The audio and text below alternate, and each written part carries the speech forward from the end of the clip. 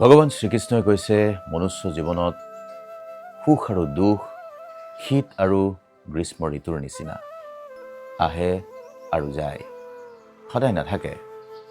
আজি আপোনাৰ কষ্ট যন্ত্ৰণা যিমানেই বেছি যেন নালাগক কিয়, এয়াও সদায় নাথাকে। আজি আপুনি মনত যন্ত্ৰণা পাইছে, কোনোবাই অপমান দিছে, কেনেবাকৈ আপুনি আজি বিফলো হৈছে, এইবোৰ মাথো এটা ঋতুৰ নিচিনা। কিয় জানে, ভগৱান শ্ৰীকৃষ্ণই আৰু কৈছে, আপুনি স্থায়ী নোহোৱা পৰিস্থিতি এটাৰ বাবে কিয় নিজকে কষ্ট দিছে, কিয় হাৰ মানিবলৈ লৈছে। দুখ যদি সাময়িক হয়, তেন্তে আপুনি স্থায়ীভাৱে দুখৰ বশৱৰ্তী হৈ মনটোক ভাঙি নেপেলাব, কাৰণ এই সময়খিনিও পাৰ হৈ যাব। আপোনাৰ সেই শক্তি আছে, যি শক্তিৰ জৰিয়তে আপুনি এই সংসাৰ সাগৰৰ দুখ পাৰ কৰিব পাৰিব।